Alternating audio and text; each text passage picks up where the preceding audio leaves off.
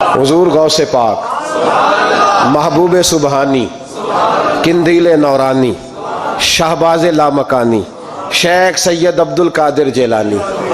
کسی نے پوچھا تھا حضور غوث اعظم سے کہ آپ کی ولایت کس طرح کی ہے، تو آپ نے اپنی ایڑی کی طرف اشارہ کر کے فرمایا جب تک میرا قدم نہ لگے اللہ کسی کو ولایت دیتا ہی نہیں۔ تو میری ولایت کی بات کرتے ہو، میں جب تک مور نہ لگاؤں اللہ کسی کو ولی بناتا۔ شیخ سعدی بول پڑے، کہنے لگے غوث اعظم درمیان اولیاء چو محمد درمیان انبیاء۔ حضور غوث اعظم رضی اللہ تعالیٰ عنہ کا ولیوں میں وہی مقام ہے جو نبی پاک کا نبیوں میں مقام ہے۔ امام الاولیاء، سرتاج الاولیاء حضور غوث پاک رضی اللہ تعالیٰ عنہ۔ حضور غوث اعظم رضی اللہ تعالیٰ عنہ فرماتے میں تقریر نہیں کرتا تھا، تعلیم مکمل کر لی بات نہیں کرتا تھا۔ میں کہتا تھا میں کیسے لوگوں کے سامنے واز کروں، کہتے ہیں مجھے خواب میں مصطفیٰ کریم کا دیدار نصیب ہوا۔ محبوب نے فرمایا عبد القادر بات کیوں نہیں کرتے؟ میں نے کہا حضور یہ عربی لوگ ہیں، فصیح و بلیغ ہیں، ہر آدمی بات سمجھتا ہے، تو میں کس طرح اتنے مجمع میں بولوں گا، بڑا مشکل کام ہے، ہر آدمی کی ذہنی سطح کے مطابق کیسے بات کروں گا؟ کہتے ہیں مصطفیٰ کریم نے فرمایا منہ تو کھولو ذرا۔ کہتے ہیں میں نے منہ کھولا تو حضور نے 7 دفعہ لعاب دہن میرے منہ میں ڈال دیا۔ فرمایا اب تو بولتے جانا اور میری برکتیں تیری مدد کرتی جائیں گی۔ آپ فرماتے ہیں اگلی شام میں سویا تو مولا علی شیر خدا بھی آ گئے، تو فرمانے لگے عبد القادر منہ کھولنا بیٹا تو میرا بھی ہے۔ کہتے ہیں میں نے منہ کھولا تو حضرت علی نے 6 دفعہ لعاب دہن ڈالا۔ تو میں نے کہا حضور آپ نے 6 دفعہ ڈالا ہے، تو خواب میں حضرت علی فرماتے ہیں، کہتے ہیں بیٹے میں نبی پاک کے برابر تو نہیں نہ ہو سکتا، میں نبی پاک کے برابر، حضور نے 7 دفعہ ڈالا ہے تو 6 دفعہ اس لیے ڈالا کہ میں حضور کے برابر۔ صحابہ تو خواب میں بھی آ کے کہتے ہیں ہم نبی کے برابر نہیں، تو کیسے نبی کے برابر بن گیا؟ وہ تو خواب میں بھی آ کے کہتے ہیں کہ ہم حضور کے برابر ہیں، تو زندگی میں دعوے کرتا پھرتا ہے۔ حضور غوث اعظم فرماتے ہیں بس پھر چھوٹی سی مسجد، اور اس میں میں نے تقریر شروع کی، میں اکیلا ہی چلا تھا جانب منزل مگر، پھر لوگ ملتے ہی گئے، پھر کارواں بنتا گیا۔ فرماتے ہیں چھوٹی سی مسجد، پھر مسجد بڑی ہوئی، پھر مجمع بڑھ گیا۔ فرماتے ہیں پھر جامع مسجد، پھر مجمع وہاں بھی کم پڑ گیا، پھر بغداد کی عیدگاہ وہ بھی بھر گئی تو صحرا میں جا کے خیمے لگ گئے۔ کہتے ہیں تقریر ہوتی تو ہزاروں کا مجمع، ہزاروں کا۔ ملا علی قاری کہتے ہیں غوث اعظم کے اجتماع میں 70 ہزار لوگ شریک ہوتے تھے، ہزاروں علماء کاغذ قلم لے کے بیٹھے ہوتے تھے کہ غوث پاک جو باتیں بیان کریں گے تفسیری نقطے ہم نے نوٹ کرنے۔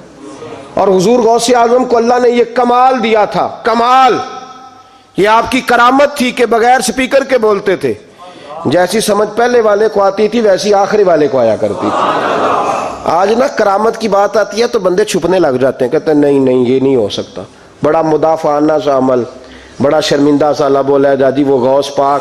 ایک دن ایک صاحب کرامت بیان کر رہے تھے تو بڑے جھجک کے حضور غوث اعظم، میں نے کہا تو بیٹھ مجھے بیان کرنے دے، تو ڈر رہا ہے کرامت سے ڈر رہا ہے، مجھے بیان کرنے دے، میں بیان کرتا ہوں، مجھے بیان کرنے دے۔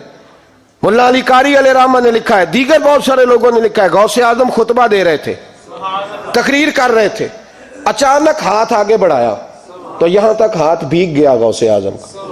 ہاں کھول کے دیکھے، کھول کے بات کر رہا ہوں، ہاتھ یہاں تک بھیگ گیا۔ مرید کہتے ہیں ہم نے پوچھا حضور پانی بھی کوئی نہیں، ہاتھ بھیگ گیا۔ میں چپ کر کے سبق پڑھو، شاگردوں کو پڑھا رہے چپ کر کے سبق پڑھو۔ تھوڑی دیر گزری، چند گھنٹے تو ایک قافلہ آ گیا، سارے لوگ پانی میں بھیگے ہوئے ہیں۔ حضور غوث اعظم کے سامنے کھڑے ہوئے، کہا حضور آپ نے بڑی کرم نوازی فرمائی، بڑی کرم نوازی۔ وہ شاگرد کہنے لگے ہوا کیا؟ تو وہ لوگ کہنے لگے کشتی میں بیٹھے تھے تو کشتی ڈوبنے لگی، ہم نے کہا یا شیخ عبد القادر جیلانی خدا کے فضل سے ہم پر ہے سایہ غوث اعظم کا، ہمیں دونوں جہاں میں ہے سہارا غوث اعظم کا۔ کہتے ہیں حضور غوث اعظم نے وہاں بیٹھے ہاتھ لگایا اور ڈوبتی کشتی کو باہر نکال لیا۔ وہ ڈرنے لگے، کہنے لگے جناب یہ کرامت لوگ نہیں مانیں گے، تو میں کہا جنہیں نہیں مننا نہ مننے۔ ایک عیسائی مسلمان دونوں جھگڑا کر رہے ہیں، غوث اعظم گزر رہے ہیں، جھگڑا ہو رہا ہے۔ عیسائی مسلمان سے کہتا ہے ہمارے نبی عیسیٰ علیہ السلام نے مردے زندہ کیے، تمہارے نبی نے بھی کو کیا تو بتاؤ۔ مسلمان پڑھا ہوا نہیں تھا، حالانکہ نبی پاک نے بڑے مردے زندہ کیے، پڑھا نہیں تھا، بتا نہ سکا۔ غوث اعظم کے کان میں آواز گئی تو جا کے سائی کا بازو پکڑ کے جھنجھوڑا، فرمانے لگے کیا کہا تم نے؟ میرے مصطفیٰ نے مردہ زندہ کیا تو بتاؤں؟ فرمایا تو نبی پاک کی چھوڑ، میں غلاموں کا غلام ہوں، میں غلاموں کا غلام ہوں، مجھے بتا کون سا مردہ زندہ کرنا ہے۔ تو چھوڑ حضور کی بات نہ کر، میں غلاموں کا غلام ہوں، مجھے بتا کون سا مردہ زندہ کرنا ہے۔ پرانی قبر پہ لے گیا، کہنے لگا جی اگر نہ ہوا تو؟ غوث اعظم فرمانے لگے جو تو کہے گا وہ میں کروں گا۔ تو کہنے لگے اگر ہو گیا تو؟ اگر تو غوث اعظم کہنے لگے نہ میرے خانقاہ پہ جھاڑو دینا، نہ میرے برتن مانجنا، نہ میرے گھر کا سودا لانا، اگر زندہ ہو گیا تو بس میرے نبی کا کلمہ پڑھ جانا، بس میرے رسول کا کلمہ پڑھ جانا۔ اللہ اکبر۔ اس نے جو سب سے پرانی قبر تھی نا، وہ کہتا ہے یہ ہمارے دادا نے بھی نہیں دیکھا تھا بندہ کون ہے، اس قبر پہ کھڑا ہو کہنے لگا اس کو زندہ کریں۔ تو غوث اعظم رضی اللہ تعالیٰ عنہ قبر کے سرانے کھڑے ہوئے تو دعا کرنے لگے، کہنے لگے مولا اپنے لیے نہیں، تیرے رسول کے لیے۔ پھر فرمایا قم باذن اللہ، اٹھ اللہ کے حکم کے ساتھ۔ ایک عورت کلمہ پڑھتی ہوئی کھڑی ہو گئی، کھڑی ہو گئی، اور کھڑی ہو کے اس نے پہلا جملہ کہا تو کمال کر دی، کہنے لگی میرے نصیب دیکھو، میں بنی اسرائیل کی تھی، عبد القادر تیرے صدقے جاؤں، تو نے مجھے کھڑا کیا ہے تو اللہ نے مجھے مصطفیٰ کا کلمہ پڑھنے کی توفیق دے دی، تیرے قربان جاؤں عبد القادر، تیری کیا بات ہے۔ اب وہ بندہ دوڑ دوڑ کے غوث اعظم کے قدموں میں آیا، فرمانے لگے نا کلمہ میرے مصطفیٰ کا پڑھنا ہے، حضور کا غلام بننا ہے۔ او بھائیو، حضرت شیخ عبد القادر جیلانی، حضور غوث اعظم رضی اللہ تعالیٰ عنہ، معمولی بات نہ سمجھنا، حضور غوث اعظم رضی اللہ تعالیٰ عنہ فرماتے ہیں میں قدم نہ لگاؤں تو اللہ ولایت ہی نہ دے، میں قدم نہ لگاؤں تو اللہ ولایت نہ دے۔ ایک آدمی سے حضور غوث پاک ناراض ہو گئے، ایک شخص سے نکل جا میرے آستانے سے، دعا منگیا کرو سنگیو، کتے مرشد نہ رس جاوے، جنہ دے پیر رس جاندے، وہ جیوندے بھی وہ مرے ہی رہن، چل دوڑ جا نکل جا۔ وہ کہتا ہے میں 300 ولی کے پاس گیا ہوں، 300، ہر ایک سے کہا میرے لیے دعا کرو، تو وہ کہنے لگا جسے عبد القادر دھتکار دے اس کو کوئی سینے سے لگا سکتا، چل واپس چلا جا۔ آ کے قدموں میں بیٹھ گیا، کہنے لگا سونے معاف کر دے۔ فرمانے لگے تو نے دیر کر دیا، میں تو کب سے معاف کیے بیٹھا ہوں، تو نے دیر کی آنے میں تو رسول اللہ کا غلام ہوں، اور حضور نے معاف کرنا سکھایا ہے۔ حضور غوث پاک واز کرتے، نصیحت کرتے، اور چونکہ نہ شہرت کے لیے، نہ مال کے لیے، نہ نوٹوں کے لیے، اس لیے غوث اعظم جب تقریر کرتے نا، ایک دن بغداد میں بارش شروع ہو گئی، خطاب ہو رہا تھا، لوگ بکھرنے لگے، تو 2 جملے غوث پاک کے، کہنے لگے یا اللہ تو دلوں کے بھید جانتا ہے، اگر بندے میں نے اپنی ذات کے لیے اکٹھے کیے ہیں تو تیز بارش برسا، دوڑا دے سارے، اور اگر تیرے لیے اکٹھے کیے ہیں تو پھر بھی تیری مرضی، رکھنے ہیں تو رکھ، بھیجنے ہیں تو۔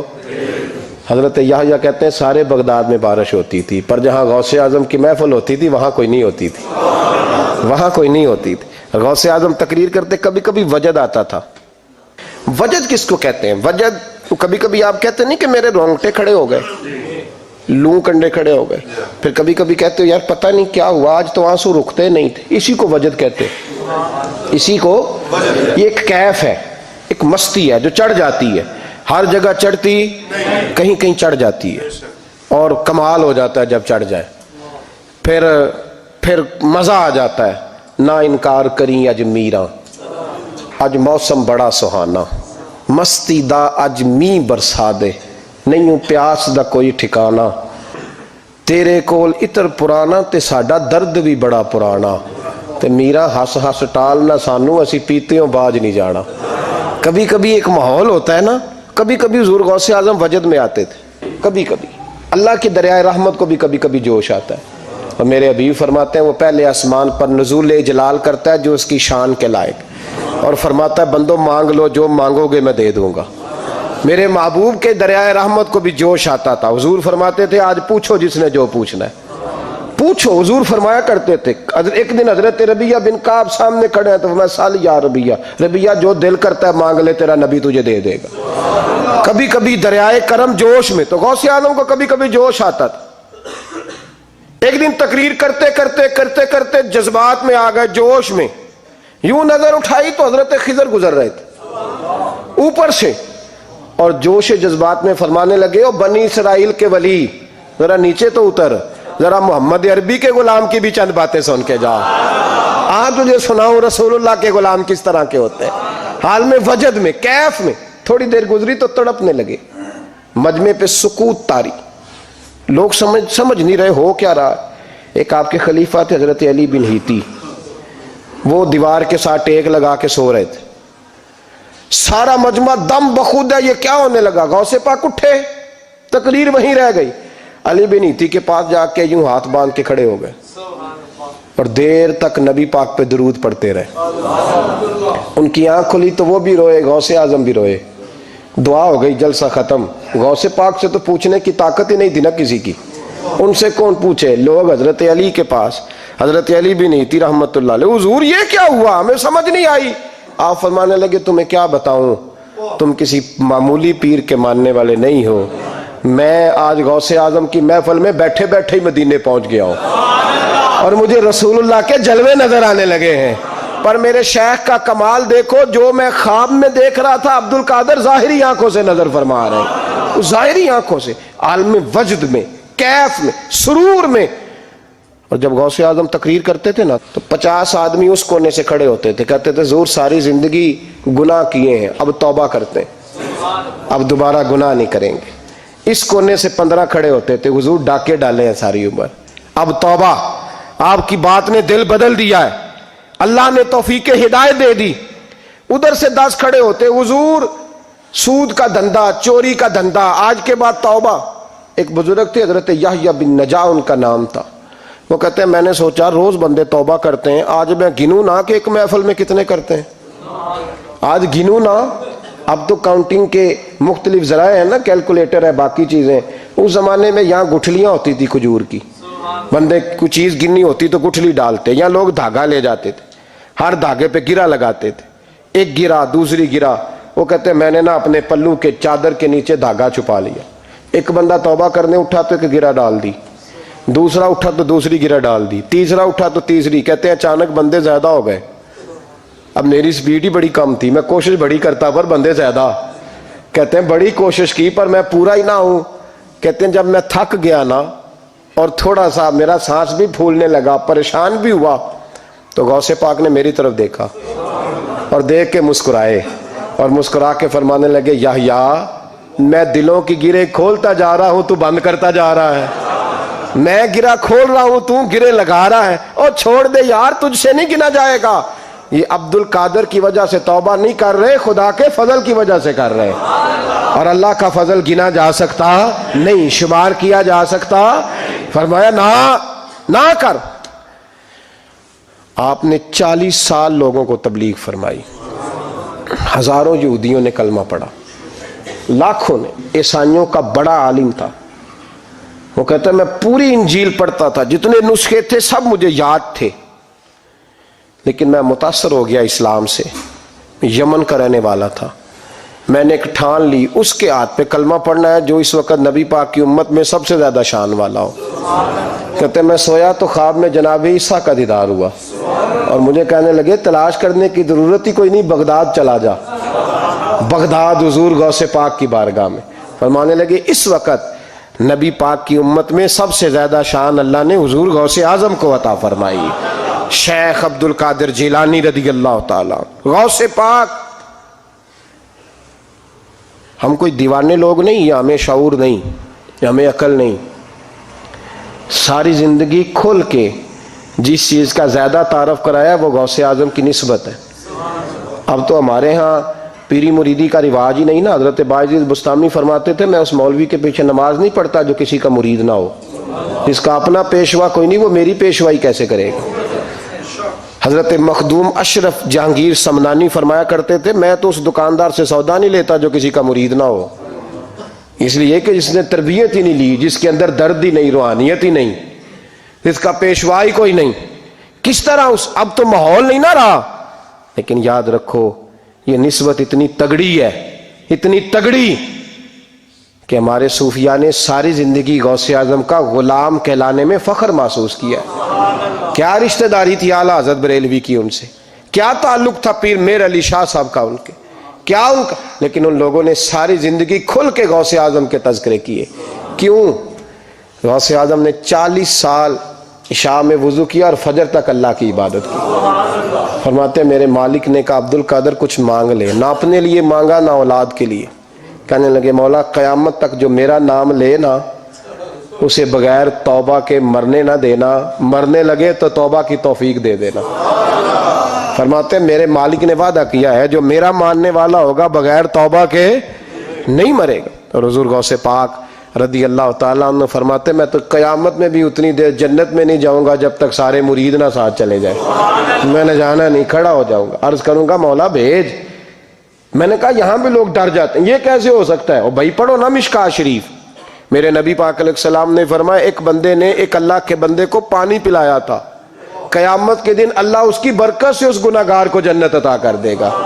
اور حضور نے فرمایا بخاری میں المرء مع من احبا، جو جس سے محبت کرے گا قیامت میں اسی کے ساتھ اٹھایا جائے گا۔